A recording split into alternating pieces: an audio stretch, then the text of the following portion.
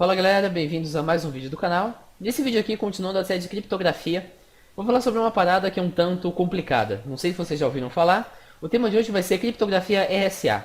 Criptografia RSA é uma forma de criptografia extremamente complexa, que é usada inclusive, pelo menos até 2008 mais ou menos, para inclusive proteger senhas de bancos, coisas do tipo, ou então uma comunicação entre duas empresas, algo que realmente necessitasse de um negócio que fosse seguro. Principalmente, o negócio é matematicamente seguro, são princípios matemáticos que garantem que esse negócio funciona. Aqui, primeiramente, eu vou dar uma noção aqui básica sobre alguns conceitos matemáticos que vocês vão precisar para entender a criptografia. Vou mostrar como ela funciona, explicar passo a passo, para quem por algum motivo, sei lá, trabalha de faculdade, alguma coisa, precisa entender isso aqui. E depois eu vou mostrar um jeito fácil, mais prático de você criptografar sem necessariamente estar entendendo todas essas paradas aqui que envolvem o RSA e por aí vai.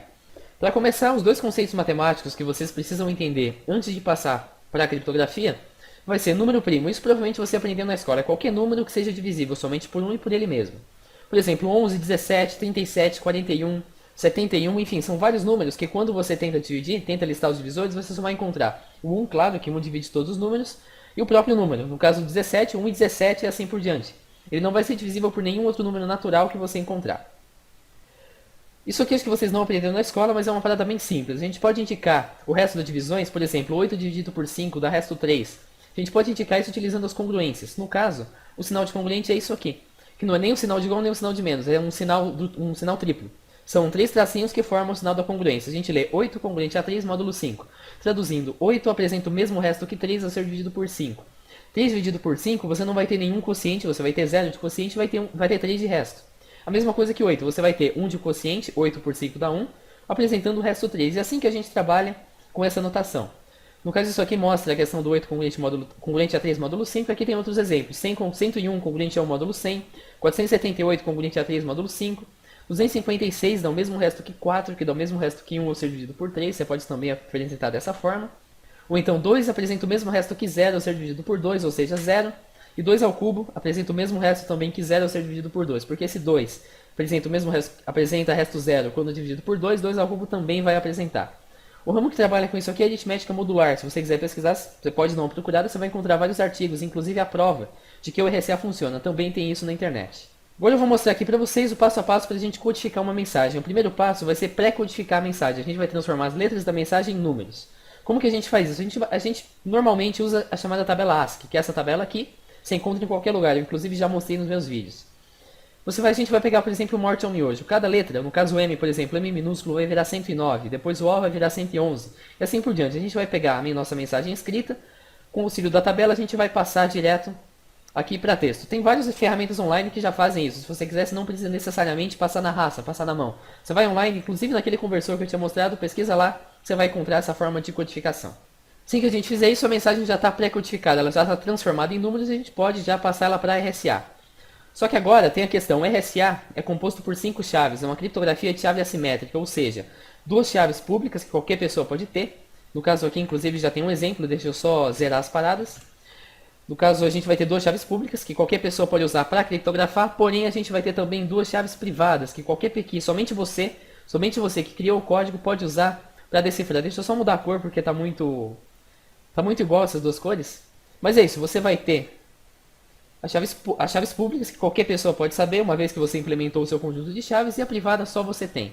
Qualquer pessoa pode enviar mensagem, somente você pode decriptografar. É a mesma história de você tentar se comunicar com alguém de outro país, por exemplo, usando caixas com cadeado. Eu coloco um cadeado na minha caixa, mando pro cara lá, ele coloca um cadeado na caixa dele, manda de volta pra mim, eu tiro o cadeado da minha, com o cadeado dele, dou e devolvo a caixa pra ele. Com isso, nós dois não precisamos ter a mesma chave, que é o perigo da criptografia, os dois lados têm a mesma chave, e cada um pode se comunicar usando apenas uma chave, cada um, portanto uma chave assimétrica.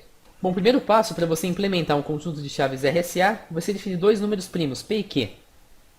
Esses números, num sistema profissional, numa implementação profissional de RSA, são enormes, da casa de, sei lá, 10 elevado a 100 caracteres, ou seja, um negócio grande pra caramba, em que inclusive usa um processador também grande pra caramba, mas aqui a gente não precisa necessariamente de primos grandes. A gente pode usar qualquer primo dessa tabela que a coisa vai funcionar. Por exemplo, no PDF aqui eu peguei o 17 e o 23. Então a gente escolhe 2 primos. No caso, 17 e 23. Próximo passo vai ser você calcular o N, que é o produto P e Q. Você vai pegar 17 e vai multiplicar por 23. E com isso você vai chegar no valor de N, que é a primeira chave pública. 391 é uma das suas chaves públicas. Logo em seguida, a gente vai ter que calcular uma paradinha chamada função tangente de n. Que merda é essa? Função tangente de n não é nada mais, no caso, nessa aplicação, claro, essa função tangente vai muito além disso, não é nada mais que p-1 vezes q-1, ou seja, 17 menos 1 vezes 23 menos 1, que dá 16 vezes 22, que vai resultar em 352. Essa é a função tangente de n, que vai ser bem útil depois. Agora a gente tem que escolher a nossa segunda chave pública. Essa chave pública vai ser um valor e, que é um valor arbitrário. Pode ser qualquer valor entre 1 e a função tangente de n que a gente encontrou. Ou seja, nesse caso, qualquer valor entre 1 e 352. Só que tem um porém. Esse valor de e não pode pertencer... Os divisores de e não podem pertencer aos divisores de função tangente de n. Ou seja, ele não pode ter nenhum divisor comum com função tangente de n. O valor de e não pode ter nenhum divisor comum com função tangente de n. Nesse caso, eu escolhi 3 para facilitar, mas você pode ir testando valores até você encontrar algum. Inclusive, deve ter ferramentas que vão listar os divisores dos dois. E você pega a lista de divisor de 3 e a lista de divisor de 352. Se nenhum for em comum, beleza. Se for, você vai ter que encontrar outro até chegar nesse valor. No exemplo, eu peguei 3 para facilitar os cálculos e tudo mais. Então, a gente bota 3. E a nossa segunda chave pública está pronta. Com isso aqui, você já pode enviar mensagem para qualquer pessoa utilizando essas duas chaves públicas, mas somente a pessoa vai poder decifrar, ou seja, nem você mesmo que enviou a mensagem consegue decifrar o que você enviou.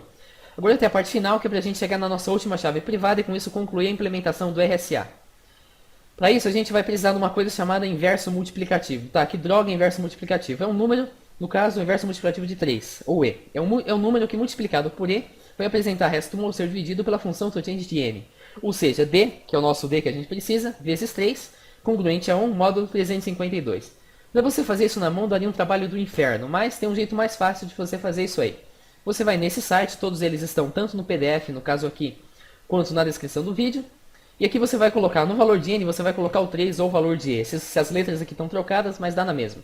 No valor de p, você vai colocar o valor da função tangente de n que a gente encontrou, ou seja, 352. Bom, submit você já vai encontrar, ele já vai calcular para você na hora o inverso multiplicativo, ou seja, 235. Preenche aqui, essa tabela também está para download. E com isso você já vai ter o conjunto tanto de chaves públicas quanto de chaves privadas. Cada uma dessas chaves tem o nome. 391 vai se chamar N, 3 vai se chamar E, depois 17 e 23 vão se chamar P e Q, e 275 vai se chamar D. O que está em vermelho você guarda para você, você não manda para ninguém em circunstância alguma. O que está em verde qualquer pessoa pode ter, qualquer pessoa pode receber. Qual que é a vantagem dessa segurança? Primeiro, a partir do 391, que é a chave pública, se for um número pequeno, você acha fácil, 17 e 23, é só faturar que você encontra agora. Se for um número astronômico, que é o produto de dois primos, você vai precisar de muitos cálculos, muita coisa, para conseguir retornar a chave privada, ou seja, é praticamente impossível, inviável de você conseguir isso aí. O 3, como é um número arbitrário, não tem problema nenhum nas pessoas saberem. Agora, por que o 17 e o 23 são chaves privadas? Porque a partir do 17 e do 23, que você consegue mais facilmente retornar o valor de D. Se você pegar o 391, você não vai conseguir muita coisa, porque partindo dele você vai ter que primeiro achar a função tangente de n para depois chegar nisso aqui.